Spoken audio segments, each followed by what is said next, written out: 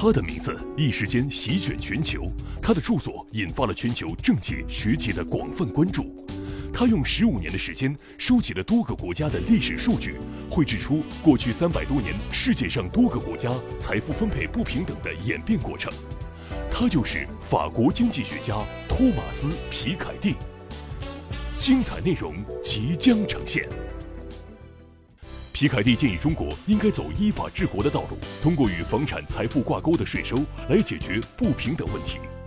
China made a choice to open its economy 30 years ago, and certainly it was a very good choice. It's led to probably more inequality, but also more development, less poverty, and this was, overall certainly a very good choice. Now today, the challenges are a bit different, and I think, part of the reason why China made this choice 30 years ago was by looking at the failure of the Soviet model, and so China tried to invent another way to the communism because they didn't want to lose the Soviet Union. I think today, China, maybe one reason why people are interested in my book and interested in inequality in China is that the new challenge, or one of the new challenges for China is that we don't want to look like a post-Soviet Russia. We don't want to become a country where you have wealthy oligarchs who take the money and have a good life in London and Paris, living off dividends paid by companies in Russia. And, I think this is really the nightmare evolution for China, and of course nobody wants China to become like this, but sometimes it can happen even if you don't want it. And so I think it's important. It's not enough to fight corruption and to put a few people in jail. This is what Russia has done. Russia has had very wealthy oligarchs for a long time, and the strategy has been basically you let wealthy oligarchs become very rich, and then when someone wants to do politics, you put him in jail. But I think this is not a very efficient way to regulate inequality, and I think it's important for China and for the world that China goes in the direction of the rule of law, developing a tax system on private property and private wealth and inheritance. It is strange that a socialist country like China now has, of course, a lot of private property, which can be efficient, but no tax at all on private property and no tax at all on inheritance. And it is the capitalist countries that have taxes on inheritance, but not the socialist countries. So this is, I think this has to change at some point, and the sooner the better. 他认为，如果只有国有资产的私有化，而没有税制、监管和财务透明等方面的配合，那就像是俄罗斯过去20年来所做的那样，将国有资产转到私人手中，却没有财务透明、合适的税制等，这种做法非常危险。Well, I think public capital in China right now represents maybe 30 to 40% of national capital, and probably this is going to decline through privatization, or gradual privatization of state-owned companies, and in itself, this is not necessarily bad, but I think it should not go too far, because public capital can be useful in some areas. In Europe or in which countries right now public capital is close to zero or even negative when the public debt is bigger than the public assets. I don't think this is necessarily the ideal situation. So I think it's important in certain areas to keep important public capital. Now, in some other sectors, public capital is not the solution. And I think state-owned enterprises work not really for the benefit of the people, but for the benefit of some group of people who are in charge. And so, privatization can be a solution, but then it has to come with new forms of taxation and regulation and financial transparency. So if you just have privatization of public assets without any counterpart in terms of taxation of private property, financial transparency, this is a little bit what Russia has done in the past 20 years of transferring public assets to private hands without any transparency and without any proper taxation of this new private wealth holders, and that's extremely dangerous. 他毫不讳言地指出，中国的贫富差距和私有财产的聚集已经很明显，未来甚至可能成为最不平等的经济体之一。而财务透明对中国未来经济发展非常重要。China is based on Marxism or socialism, but I'm not so sure this is true anymore. I think the accumulation and concentration of private property in China is getting to a level where that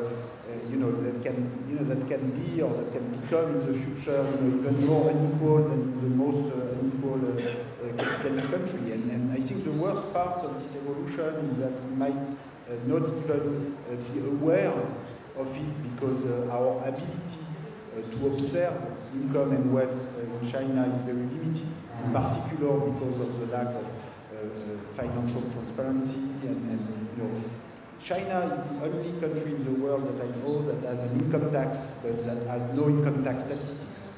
It's impossible in China to know the evolution of the number of taxpayers by income brackets. You have an income tax with graduated tax rate, but I think we should know each year how many taxpayers have between 1 million and 2 million yuan, 2 and 3, 3 and 5, how this is changing over time. And I think we would realize, if this was published and if this was broken down at the local level, you would realize sometimes that the income tax is not working the way it should, and that you don't have sufficiently many people in the higher income brackets. I think this would be at least as efficient as the anti-corruption measures that we've had in recent years. So more transparency about income and wealth, I think is very important for China's future development. 他说，社会流动性在当今中国已经是一个重要经济问题，积攒足够的家庭财富来获得优质教育资源已经相当困难。中国现在面临的一大经济挑战，正是让逾10亿人民获得分享经济增长的机会。I think it's more important to have development, so it's better to have development with inequality rather than to have everybody equal in poverty. But I think we can today in China, it's possible both to have more growth and more equality. I think above a certain level, inequality is not really useful for growth. It can even be bad for growth because when you have too extreme inequality, then you have little social mobility. Then you have a large, extreme inequality often comes with large perpetuation of inequality over time. The same people, the children of the elite, having access to wealth, having access to the best universities or to the best education, sometimes they go, and then you have a society where you perpetuate inequality over time. And this mobility is really becoming a big issue in China today, where it's difficult without family wealth to access property. So I think the challenge today are very different from the challenge that China had to solve for the beginning of the economic process. 随着科学技术的发展，带来了资本形式朝各种方向演变。他指出，有人认为新形式的资本不需要监管，自然能让大家实现平等，这是一种常见的幻想。我们需要强力有效的解决方案，以确保穷人也能从科技发展中获益。With more capital-intensive technology, with more robots, you have a bigger share of national income to capital owners. It's complicated. Technological change can go in very different directions. You remember, Amazon made this incredible announcement at the end of last year that they wanted to replace their delivery workers by drones. And some people thought it was a joke, but it was a very serious announcement. Some other people say that Amazon was already treating their workers like drones, so it will not make much of a difference. But I think in the future, first, I am not as pessimistic about the future as some people believe. I think I am reasonably optimistic in the possibility of social and economic progress. But I think we need institutions, to make sure that everybody, if we have drones replacing manual workers, this can be very good. We can all have access to education so that we find interesting jobs in this new economy. Then we will also need to worry more about who owns the growth and what is the distribution of the stock of robots and the stock of capital. More generally, I think the forms of capital have changed a lot over time. From land capital to manufacturing capital, real estate, foreign investment, patents and immaterial capital today.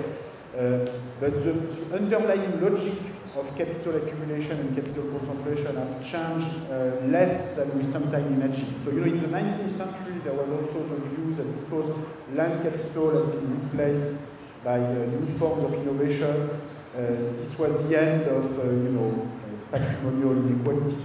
But in fact, around 1900, 1910, it is a society at the same time with a lot of innovation and a lot of inequality. So you have a lot of innovation. We invent the automobile, the electricity, the radio. So this is at least as important as Facebook today. But still, there was very large concentration of wealth, and partly the elite was trying to deny this. In France, people typically were saying, well, we have made the French Revolution, so that's enough. We don't need any progressive taxation anymore, because since we don't have aristocratic land owners, since we have modern forms of capital accumulation, this is enough to get us to equality. And this was an illusion at that time, and this will be an illusion for the future as well. So I think we need strong public institutions to make sure that this powerful innovation and capitalist forces benefit to all of us. 他认为，在教育方面的投资是缓解不平等的最有效的投资之一。在这方面做出的不同选择，将对未来产生不同影响。Well, first, at the world level, it's complicated. You have also some big reduction in inequality due to the fact that emerging countries like China have been rising a lot faster than average growth in the world. So you have some reduction of inequality in some parts of the world distribution of income, but at the same time you have some reduction, some increase in inequality in other parts of the distribution of income, in particular within rich countries, but also in China, if you look at the very top as compared to the middle class. So you have different evolutions, and let me say that in my book, I try to show that there are always different forces that play an important role. And in a way, both Marx and Kuznets were wrong. Marx thought that inequality would always increase, Kuznets always decline in advanced stages of development. I think there's no economic deterministic law. It all depends on the institutions and policies that we choose. And so beyond education, different countries can choose different policies. In the US, where inequality has increased the most, it's striking to see that over the past 30 years, if you take the bottom 50% of the US population, there's been almost no increase in the fraction going to the university. For instance, whereas in the top group, if you take the top 25% of the US population, they all go to university now. It was 50% of the ago, now it's 80 or 90%, but the bottom 50% is like stable at 10 or 20 or 15% going to university. There's no increase in educational attainment and educational investment for the bottom part of the population. So I think it's a pretty clear case where the insufficient investment in education leads to rising inequality, but there could have been different choices and there could be different choices in the future. 即便恃才傲物者如美国经济学家萨默斯，面对皮凯蒂的著作也不吝溢美之词。他说，即便他的理论解释全错了，他转变政治话语的数据工作也值得获诺贝尔奖了。对此，皮凯蒂会如何回应？ What matters to me is not so much to get a prize, but rather to try to contribute to the democratization of knowledge, and in particular economic knowledge. What makes me very happy with this book is to see lots of normal people who usually don't read that kind of big academic book and who tell me that they understood everything and that they. So to me, this is really why I do this, and this makes me very happy in China as much as in America or in Brazil or in Europe. And so that's really the most important thing. 作为全球最热门的经济学家，他对经济学有何独到的看法？ Sometimes try to pretend. Sometimes economists try to pretend they have a science that is so complicated that other people cannot understand. But I think this is